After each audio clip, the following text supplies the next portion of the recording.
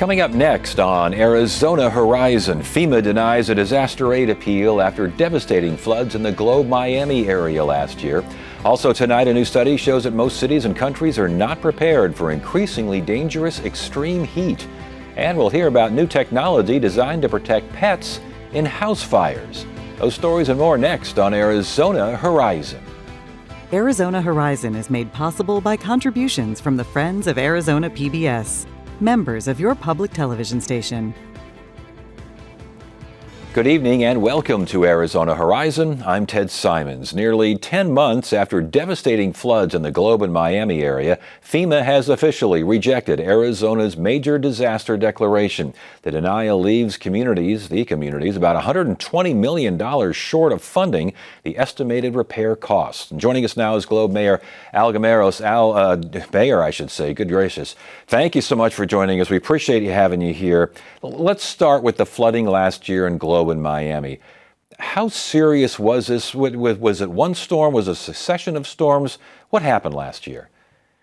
Well, I'll just give you a brief recap of what happened the night of the 25th of September in Globe. We had several storms throughout the week, and then that night, or the night before, it actually settled over the town of Miami, which is west of us, and they received substantial damage in their community.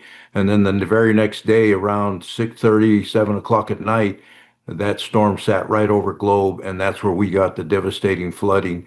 Some say it's about 125, 130-year event that went through our community, bringing water down and overrunning our creeks, our bridges, and really doing some damage on our north end of our downtown area, where water came from behind, overran the creeks from behind the buildings and blew out the fronts of these businesses that were downtown in those areas.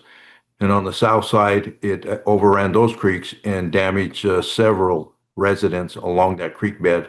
Really devastated that area there too. I seem to recall maybe, 3 dead, over $100 million in damage? Exactly, yeah. In our city, we had 2 deaths, 2 individuals who were driving downtown when that water overran in the creeks. The third death occurred the night before in Miami West, and they were driving and were swept down. This water brought down. We took out 66 vehicles out of our creeks. We took out about 1,000 large propane tanks that were washed out of a facility just south of Globe in the county area. So it was quite a bit of water that came through. And so you filed the major disaster declaration here. What was your argument? How did you present your case to the feds? What did you tell them, and how could they deny this? What was the reasoning they gave you for the denial? Well, the original request went in, or the original denial occurred on December 23rd. And our deadline for application for the initial application was December 28th, but they already denied us prior to that time frame. So as soon as they denied it, Governor Hobbs filed an appeal with it. And then we went through a process for the last several months, and still up to the last couple of months, FEMA has visited our community. We have walked the creeks with them 3 different times. The Army Corps of Engineers came in. There is so much requirement, so much paperwork that they required, and we satisfied all that. What we did receive was a letter that was sent to Governor Hobbs, and then it was forwarded to us. And what the only explanation that we have in the letter from FEMA is that it did not meet the severity and the magnitude. This event didn't meet enough to require a federal declaration. Did it seem to indicate as well that maybe the state could have or should have done more? Well, that's what they're indicating, that local resources and state resources were sufficient for that.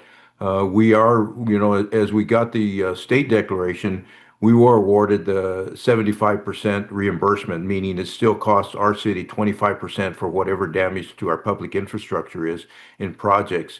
If we'd have got that FEMA declaration, it would give us an additional 15% and dropping our match to 10%, which is huge for us. Yes, in our indeed. rural community. Well, and talk about that. What would the money have been used for?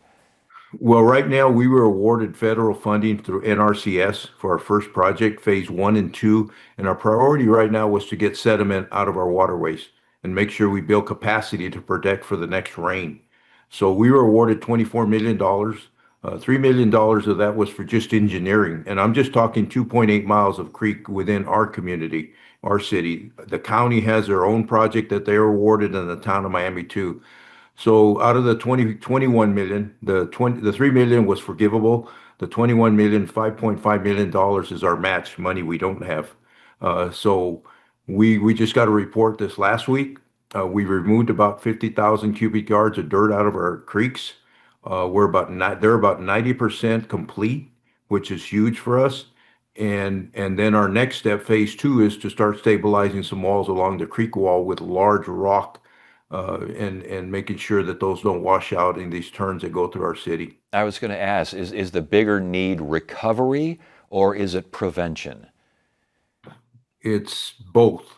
Right now, we're in prevention. We're trying to prevent the water from overcoming our waterways by removing the sediment. Our next steps, we got many projects. Our next step is repair of our sewer lines. Our sewer lines run in all our waterways, and we have damage, and those were in the amount of around $36 million. Our request in December was for $96 million just with our city. That's not the town of Miami, and that's not the county. So that was our damage. So this is the stuff that we're going to have to come up with money in order to do that. How do you think that's going to happen? Have you talked to the state about that? We have, and the state has been very good. DEMA, the state has been very good. We've been cooperating with them. Right now, with the report we got from the company we hired, which is Tiffany Construction. We're about $10 million of that $21 million spent. So for us, that's a $2.5 million match. And what the governors did in their what is it, a $2.8 billion budget this year, they allocated $10 million to Gila County. So the county got 5 million, Miami got 2.5, we got 2.5. So that 2.5 we already received. So that's going for this initial 10 million already that we spent already in this initial project. Last question, Mayor. And again, it sounds like things are on their way. Obviously, the FEMA help could have helped immensely, but things are moving forward. What are you hearing from residents of Globe about all of this?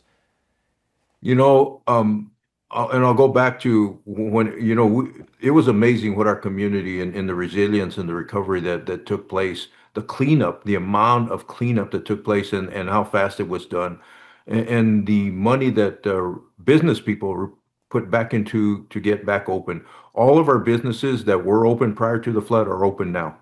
Very good. We still have buildings that were not open. They were just vacant, but they have damage to them still. Well, that's encouraging to hear. Mayor Al Gameros again. Mayor, thank you so much for joining us for the update there from Globe, and best of luck. Thank you, sir. Thank you very much.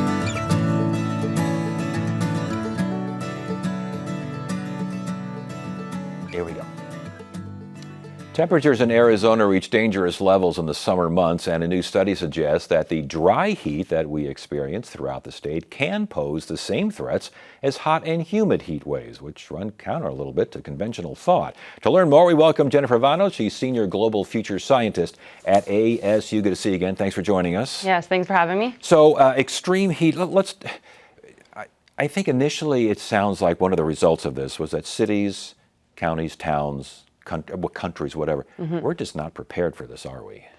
Not really. And I mean, some places like Phoenix are better prepared than other places because we're more used to the heat. However, we have much higher heat to deal with here. Yeah, in general, what we've seen in the last couple of months across the United States and Canada and Europe is that there's a lot of places that are not prepared to get people out of the heat. Are we underestimating the dangers of extreme heat? Yeah, I think a lot of people underestimate it, whether it's for the population or even for themselves. And a lot of our research that we've done within my group at Arizona State has been trying to better model what happens to the body in humid heat or dry heat by using physiological principles in these very common models to overcome some of the simplified assumptions that are put into these thresholds that just assume every place and everyone responds the same. Interesting. Before we get further, define extreme heat. That really depends on where you live and the kind of climate you deal with.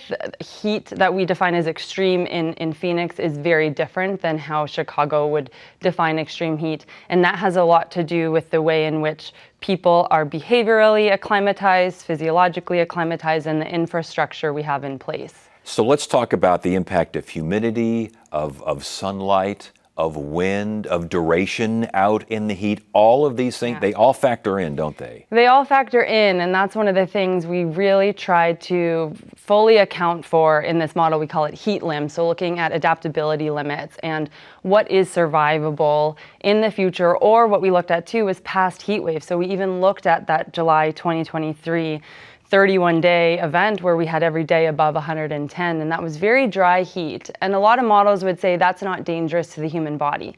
But our model shows that when you account for people sweating, especially the lack of sweating as you age, it is very dangerous for people because we can only cool in those hot, dry conditions by sweating. And by water in general, but sweat in particular here. So when you don't sweat and it's 110, that's a problem. That's a big problem, and so and we all can only sweat so much too. So Our model can account for the maximum amount of sweat we can have, and so we need to know that. And then as we age, it's less. And so if you cannot sweat enough, or you're in really dry conditions and you're not sweating too much, you can just put water on your skin, and it'll evaporate the same way that sweat would. So, but with, hot and humid, we always think hot and humid just is utterly miserable. It's the worst. It's the terrible thing. But you're saying same temperature, dry heat, no sweat, no water on you, just as dangerous. It can be just as dangerous if you're really accounting for the reasons that people are struggling. And so in hot and humid heat, the reason we struggle is because that sweat that's on the skin is not evaporating into the already very humid environment above it. And then in hot and dry heat, we are sweating. We don't always notice it, but we can only sweat so much. And sometimes we need much more sweat to actually offset the heat gain from the environment. Isn't that interesting? Yeah. But again, that does run a little bit afoul of conventional thought, doesn't it? It does, because a lot of times we say, oh, we love the dry heat. But as we see a lot of deaths here in the desert due to heat, whether it's due to heat stroke or cardiovascular death. And it's really important to differentiate those as well. But we can't assume that just because it's dry heat that it's not dangerous. Talk more about increasing age and the dangers there. Yeah, so as we age, we're not creating as much sweat from the body, and so as we account for that in the model, it shows that people who are 65 years or older are going to struggle a lot more in the heat unless they're doing other things to cool off, or, for example, put water on your skin through misting bottles or dousing your clothing and then using fans, and that can act as sweat and then you evaporate it, and it can also prevent dehydration. And this is all happening now as global temperatures are increasing. So again, the focus of this research was what? So this specific research, so we developed this model and then we started applying it to say, based on these 6 big recent heat waves from Mecca in Saudi Arabia to some in Pakistan and India and the 2023 one here in Phoenix, we said, we know there are a lot of deaths there. We know it was very hot, very diverse climates. What does our model say? And it shows that our model does demonstrate that unsurvivable conditions were reached, even though other models would say they weren't reached. Oh, interesting. And that's because we're accounting for age and human physiology and sunlight. A lot of models, such as just using the heat index, for example, don't account for sunlight. And that's really important to account for if people cannot get into the shade. I was going to say, because we talked about the difference between sunlight and wind. Wind makes a difference. I mean, if it's 110 and you're sweating a little bit and the breeze is starting to blow, that's a good thing. It helps. If you're not sweating, though, it can actually heat you up quicker. So that's why we say if it's a very dry heat, you can put water on your skin and then you'll be okay. But if you're going to use a fan in the super dry heat, you're kind of creating a convective oven. If you interesting. And if you're out in the sun, 110 in the shade, 110 in the sun, whole different ball game. Exactly. So the air temperature is not really changing, but you can lower what we call the radiant temperature or your total heat load by about 30 degrees Fahrenheit. What should cities, municipalities, countries, what should we take from this research? I think we need to be thinking about how we message to people and not just saying, oh, you're a vulnerable population, but why you're vulnerable and what to do about it. Because a lot of people don't see themselves as vulnerable. And then by saying something like, oh, you're not sweating as much because you're older or your child doesn't sweat as much as an adult, then they understand why they're vulnerable and what they can do about it by adding sweat to the skin, by seeking cooling sooner, by seeking shading sooner. Yeah. All of those different aspects. And I think too, I'm hearing a lot around what's happening in Europe that they are finally accepting that they may need to get more intercooling to be able to survive some of these heat waves, especially for their aging population. Yeah. Hey, before you go, you're going to be on Resolve to Solve, huh? I am coming out near the end of August with Miles O'Brien. Yes, produced here at Arizona PBS, and we'll look forward to seeing you there. Yeah. And I think we're looking at you right now. Is this Resolve to? Yeah, I think this is Resolve to Solve. That's right it. there. Yeah, we got to tour a Phoenix playground and look at different temperatures and how to mitigate extreme heat. Very good, very good. Well, we'll look forward to seeing that. And thank you so much for joining us. This is great information. It's good to know, especially this time of year. Mm-hmm. Thank you so much. You're welcome. Thanks.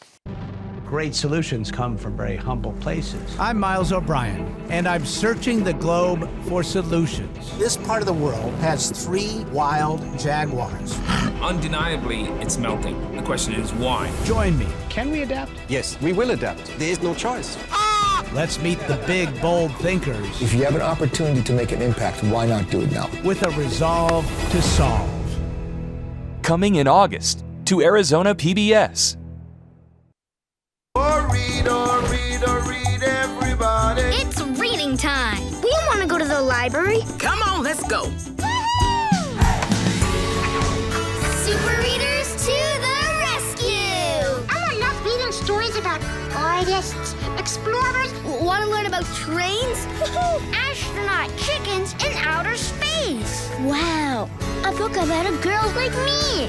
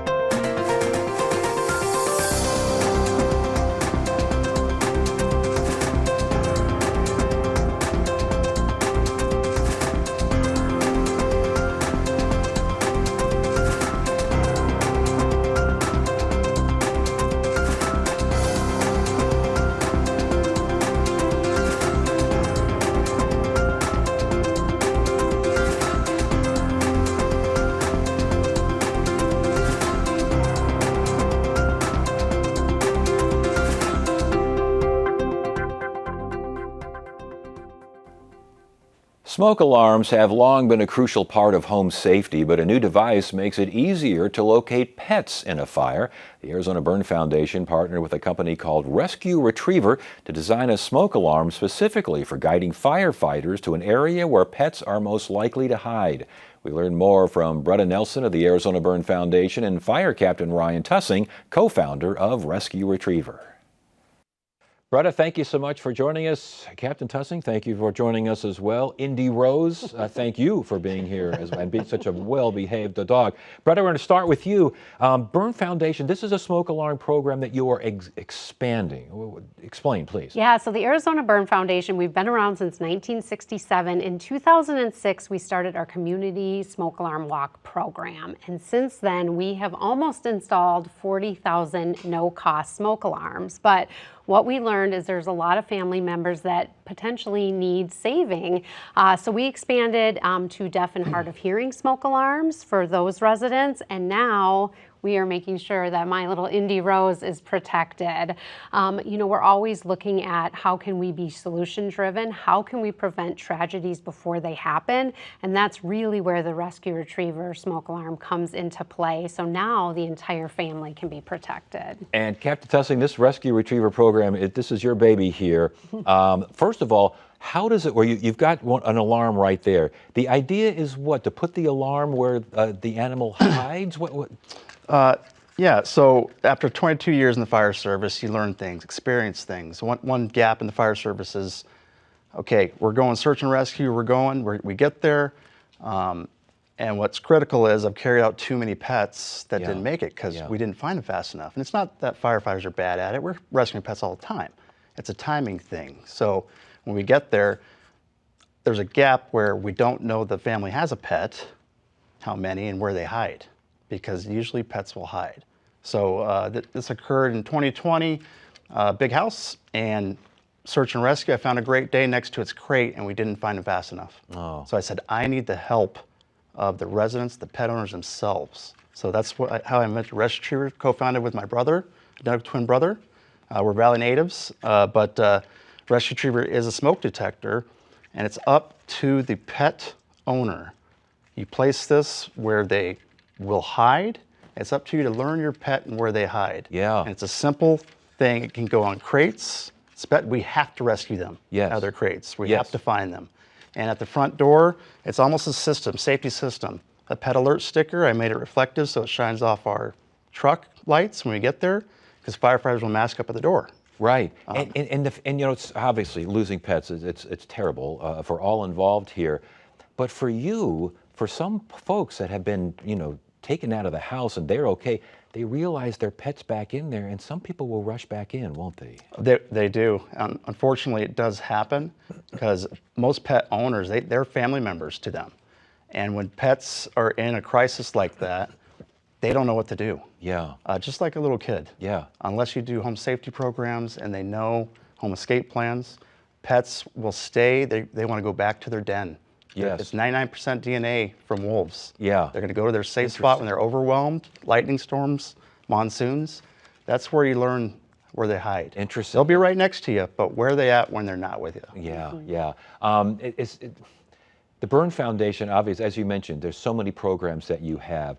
How important is this one? This seems like a biggie. This one is a biggie. It is critical. And you used to see back in the days of Hurricane Katrina and other disasters where people will not leave their pets behind. And even when we go on those community smoke alarms, people are carrying their little dogs with them, and they might be elderly too. And we need to make sure that these residents are getting themselves out of their homes and not staying back with their pets.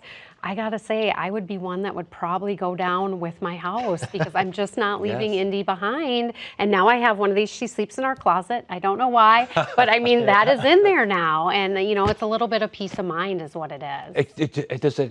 What about cats? I mean, a cat, you know what a cat does. The cat people reach out, and that's the thing. Cats and fires, and other fires will tend to agree, they will either bolt out the door or they're good hiders. Yes. They're survivalists, and I don't want to call them selfish, but 'cause they'll stay with their owners if they're trapped, stuff like that. But dogs, they will never, if they're trapped in a fire, they will stay with you and it will go down with you. You're the only friend. Yeah, oh boy. And other pets, hamsters, these sorts of things. You can put that sticker in the front door for them too, huh? Yeah, we have reptile people reaching out. Oh, yeah.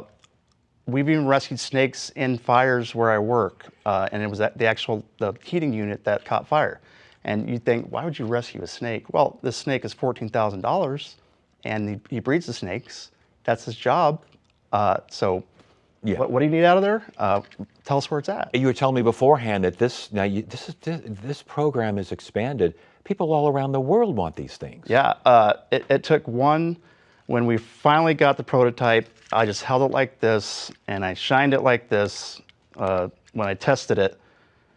And oh wow! We had hold it up higher. Do the same thing. We had over 1 million views off of social media. Wow! And everybody wanted to know what it was. Yeah. We made it a paw shape, so it's and not just it doesn't cats make or noise. dogs. Yeah, yes. Pets silent. are going to be scared. Yes, so it's exactly. Strictly Exactly. just the stroll. So, Yeah, and it's a supplement to what the Burn Foundation does. We want you out of that house, whether it's with your pet or not. But if they are in there, Rescue Retriever is where you're in there telling us where to go with Rescue Retriever. Greta, where can we learn more about this? Yeah, you can go to azburn.org or Rescue Retriever's website. There's even a promo code so people can go online and get a discount, and some of the proceeds go back to the Burn Foundation. Very good. Yeah. Greta Nelson, Captain Tussing, thank you so much. And Indy Rose, what a good girl. Thank you all for being here. Great program. Thank you. Thank you. And that's it for now. I'm Ted Simons. Thank you so much for joining us. You have a great evening.